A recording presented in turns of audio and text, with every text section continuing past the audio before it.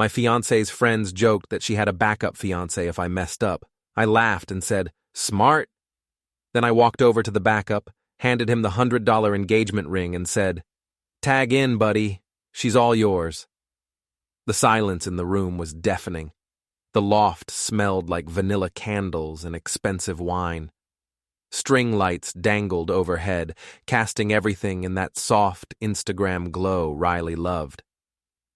She stood near the kitchen island in her cream dress, the one that photographed well. Mara and Leah flanked her like matching bookends, wine glasses raised, mid-giggle. Justin Gaze leaned against the counter, all teeth and cologne, looking exactly like the kind of guy who'd describe himself as a closer. I watched their faces freeze frame by frame. Mara's eyes went wide first, her mouth forming a perfect O. Leah's smile locked in place, brittle as old plastic. Justin's grin flickered, confused, like he'd missed the punchline. Riley just stared, her cheeks going from rosy to chalk white in 3 seconds flat. I didn't wait for applause. I turned and walked out, pulling the door shut with a soft click that somehow felt louder than slamming it would have. In my car, I sat with the engine off, hands on the steering wheel, breathing. The practical side of my brain kicked in automatically. Shared bank account, lease on the apartment, her name on my insurance. 3 years of building something that looked solid from the outside but had been hollow for months, maybe longer. I'm a mechanical engineer. I think in systems, in load-bearing points and stress fractures. I'd ignored the cracks because I wanted the structure to hold. My phone started buzzing before I made it 2 blocks. Texts, notifications, the digital avalanche. Someone had filmed it. Of course they had. By the time I pulled into my buddy Evan's driveway, the video had a title, Tag-in Guy. 47 shares already. I watched it once, just once. The angle was tight on my face, catching the moment I dropped the ring into Justin's palm. What it didn't show was the 30 seconds before, when Mara had stage whispered, "Riley's so lucky. She's got a backup fiancé if Luke screws up." What it didn't show was Justin laughing, or Riley not correcting her, not even with a playful swat. The clip made me look unhinged. Explosive. Crazy, jealous guy ruins engagement party. By midnight, Riley had posted her version. A tearful selfie, no makeup, eyes red. The caption talked about feeling unsafe, about harassment, about toxic masculinity. She'd turned it into content. Sympathy poured in. Poor Riley. What a psycho. She deserves better. I stared at my phone until the screen went dark, then looked up at Evan's porch light. He'd texted earlier, "Door's open if you need it. Good guy, Evan. Solid. Didn't ask stupid questions." Inside, he handed me a beer and waited. "I'm not going to yell," I said. "That's what she wants. She'll monetize my meltdown, turn it into a 3-part series on surviving emotional abuse or something." Evan nodded slowly. "So what are you going to do?" "Engineering problem," I said. "She controls the narrative right now because she's better at optics. But narratives need context. Images don't speak alone. I'm going to build the context, piece by piece." "That sounds ominous." "It's methodical," I corrected. "Legal. Factual. She posted her truth. I'm just going to post the whole truth." He studied me for a long moment, then shrugged. "What do you need?" "Maybe a ride at some point. Maybe your camera. Maybe nothing. I'll let you know." "Fair enough." I spent that night inventorying, not weapons, information. Screenshots of Riley's posts from the last 6 months. Timestamps that didn't line up with where she said she'd been. Text messages from our shared thread, the ones she'd sent when she thought I wasn't paying attention. Photos from my phone, receipts from dinners and trips. Nothing hacked, nothing manufactured, just the data I already had legal access to. Riley was good at managing her image, but she was careless with details. She'd post a gym selfie claiming she was working out at noon. Then I'd see a geotagged lunch date with Justin at the same time 3 towns over. Little things. Cracks. I opened a spreadsheet. 3 columns. date, evidence, witness. I started filling it in. By 2 in the morning, I had a plan. Not revenge, exactly. Accountability. Public, methodical, devastating accountability. The gala was in 3 weeks. Riley had mentioned it a month ago, back when we were still pretending. Some influencer event at the Mercer Hotel rooftop, sponsored content, live stream, the works. She'd been rehearsing her pitch, the empowerment angle she'd been building her brand around. Strong, independent woman, beauty and brains, all that. I was going to let her have her stage. And then I was going to rewrite the script. My phone buzzed again. A DM from a number I didn't recognize. Just a link. I clicked it. Another video. Longer this time. Someone had kept filming after I walked out. Riley's voice, shrill. "Can you believe him? In front of everyone." Justin, uncertain. "Should I go after him?" Mara hissing, "This is going to be everywhere." And Riley again, quieter, calculating. "Good, I can work with this." The clip ended. Unedited. Raw. But it was already being framed in comments as Luke's tantrum extended cut, like I was the villain in a director's cut. Fine. Let the story run. I'd change the ending. People who are good at image management forget one thing. Images don't speak alone. They need context. I was going to build the context piece by measured piece. I spent the first week just watching. Riley's Instagram stories became a narrative arc. Brave woman healing from toxic relationship, leaning on friends, finding strength. She'd post herself at coffee shops, looking pensively out windows. She'd share quotes about self-worth. Every post carefully framed, carefully filtered, carefully timed for maximum engagement. Justin showed up in some of them. Always in the background at first, plausibly deniable. A hand in the corner of a brunch photo, a blurred figure in a park. Then more obvious, a tagged story, grateful for real friends. Him grinning beside her, arm around her shoulders. The comments ate it up. "You deserve happiness. He seems great." She'd moved on in under 2 weeks. I didn't react. I just documented. On day 9, I got my first opening. Justin was attending some corporate wellness mixer at a gym downtown, one of those networking events disguised as fitness culture. His company was sponsoring a booth. Evan had a guest pass. I asked him to bring a camera, tell people he was shooting B-roll for a friend's project. Plausible. Forgettable. I showed up in gym clothes, anonymous in a crowd of sales reps pretending to care about kettlebells. Justin was holding court near the smoothie bar, loud, gesturing with an energy drink, clearly enjoying himself. I watched him for 10 minutes, timing his patterns. He'd pivot, laugh, turn to grab napkins, always moving, always performing. I waited until he was mid-turn, weight shifting, and walked past with my own drink. Just close enough. My shoulder clipped his elbow. The energy drink launched from his hand in a perfect arc, splashing across the branded floor mat. Justin stumbled, overcorrected, and went down sideways into a cardboard display of protein powder tubs. They cascaded around him like oversized dominoes. I stopped, turned, face neutral. "You okay, man?" He scrambled up, face red, brushing powder off his slacks. Around us, phones were already out, recording. Someone laughed. Justin forced a grin, but his jaw was tight. "Yeah, fine. All good." "Slippery floors," I said mildly, and walked away. By that evening, the clip was making rounds. Not viral, just enough. Corporate bro wipes out at wellness event. The comments were light, mocking. Justin's carefully cultivated polish had a scuff on it now. Small fire, controlled. Next, I turned to Riley's weak point, her brand deals. She worked with 3 main sponsors, all image-conscious companies that valued clean, aspirational aesthetics. I didn't invent anything. I just compiled facts. Screenshots showing her at a hotel with Justin when she'd posted about being at a work conference alone. Receipts that didn't match her stories. A few comments from mutual friends noting inconsistencies, captured before they were deleted. I sent it all to a PR contact at her employer, someone I'd met once at a company event. No accusations, just a polite email.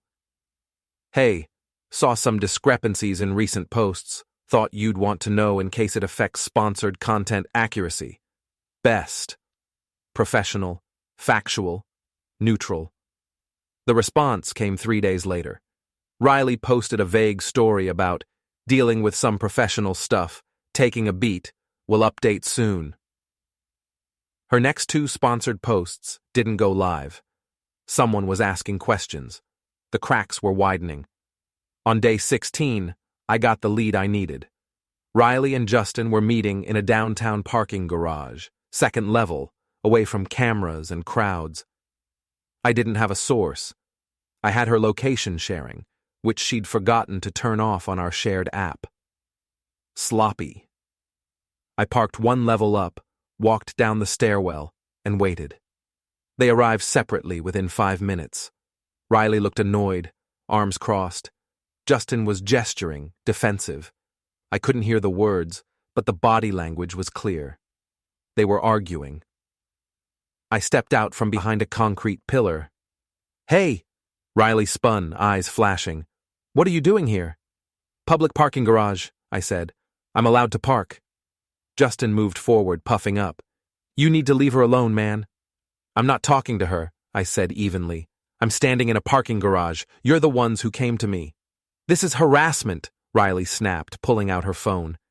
I'm calling... Calling who? I cut in. I'm not threatening anyone. I'm not touching anyone. I'm just standing here. Justin stepped closer, into my space, trying to intimidate. He was taller but softer, a guy who thought presence was enough. You need to move on, dude. She's done with you. I can see that, I said. Backup plan worked out great. His face went red. You want to say that again? Sure, backup plan. Worked out great. I didn't move, didn't blink. He shoved at my chest, two-handed, sudden and clumsy. I'd been waiting for it. I shifted my weight back, let his momentum carry him forward, and sidestepped. He stumbled past me, off balance, and slammed shoulder first into his own car door. The metallic thunk echoed through the garage. Security camera in the corner, red light blinking. Perfect angle. Justin spun back, furious, but Riley grabbed his arm. Stop. Just stop. I looked at her. You should teach him better impulse control. Looks bad on video. Her face went pale. She'd seen the camera, too. I walked back to my car, calm, steady, didn't look back. By the next morning, the clip was everywhere. Security footage, leaked by someone who probably sold it for $50. Justin shoving first, missing, eating his own car door. The comments were brutal. Dude got handled without even getting hit. Embarrassing. Riley's empowerment brand was now tied to a guy who couldn't land a shove in an empty garage. The formal meeting invite came that afternoon. Riley's main sponsor wanted her to appear at their influencer gala the next night, a damage control live stream where she'd reaffirm brand values and commitment. Mandatory, contractual, she'd have to perform, on camera, in front of an audience. I sent Evan a text. Need that favor tomorrow night. Rooftop, Mercer Hotel. Bring your good camera. He replied instantly, on it. Everything useful is public. Now I'd use the stage. People make mistakes. Public people make better ones because there's an audience to amplify them. The rooftop was full of audiences. The Mercer Hotel rooftop at night looked like every influencer's fever dream. String lights crisscrossed overhead, casting gold light on white furniture and glass tables. A bar in the corner, catering spread near the railing, photographers circling like sharks. Livestream cameras set up at 2 angles, maybe 80 people, all holding phones, all performing. Riley stood near the center, radiant in a rose gold dress, hair perfect, smile locked. She'd rehearsed this. I could tell by the way she held her shoulders, the angle of her chin. She was going to sell strength, resilience, authenticity. I arrived as part of the vendor setup crew, wearing a black polo with a generic tech company logo Evan had printed that morning. Plausible enough. My actual job was engineering. I'd done freelance AV work before. Nobody looked twice. Evan was already inside, positioned near the livestream monitors with a DSLR, shooting event coverage. We'd gone over it twice. Timing, signals, exit routes. The program started at 8. Riley's segment was scheduled for 8:30, a 6-minute sponsored talk about empowerment and resilience. I had 30 minutes to set up. I found the tech operator, a bored kid in his 20s scrolling his phone. "Hey, we're adding a B-roll content drop during the influencer segment," I said casually. "Pre-approved. Just needs to queue at the 8:30 mark." He barely looked up. "Yeah? You got the file?" I handed him a USB drive. 30 seconds. Logo safe. Client requested it for engagement metrics. He plugged it in, glanced at the file name, shrugged. "Cool. I'll drop it on the side monitor during her intro." Perfect. Simple, clean, legal. The content on the drive was mine.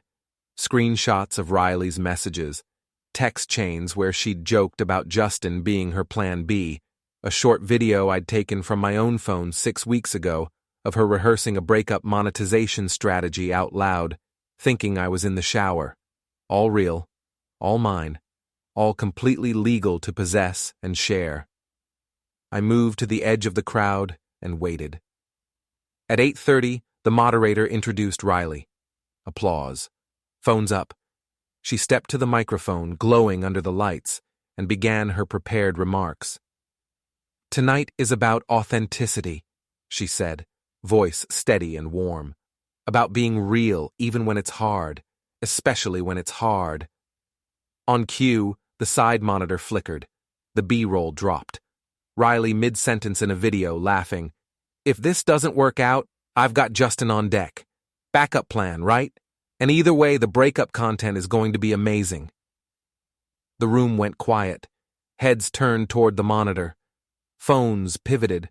Riley faltered mid-word, her eyes darting to the screen. Her smile cracked. The next image.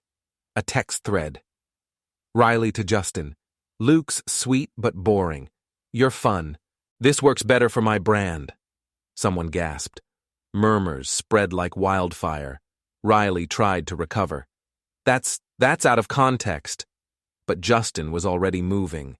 He'd been standing near the bar, and now he pushed through the crowd toward the tech booth, face twisted. "Turn that off! Turn it off!"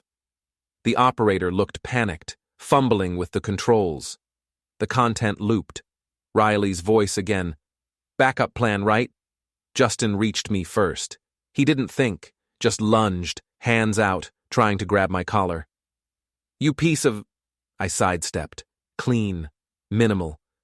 He overreached, momentum carrying him forward, and I caught his lapel with one hand and pushed, not hard, just redirective. Physics. His own weight did the work. He stumbled forward into the catering table. Champagne flutes toppled. A centerpiece crashed. Liquid everywhere, soaking his shirt, his jacket, dripping from his hair. He landed on his knees in a puddle of sparkling wine and shrimp cocktail, live on the main camera, broadcast to 3,000 viewers. The room erupted.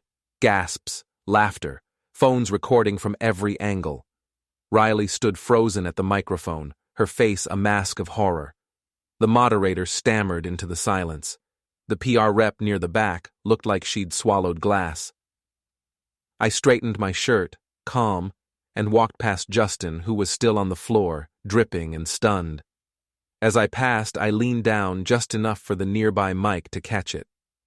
"Tag in, buddy. Glad you took the job." Full circle.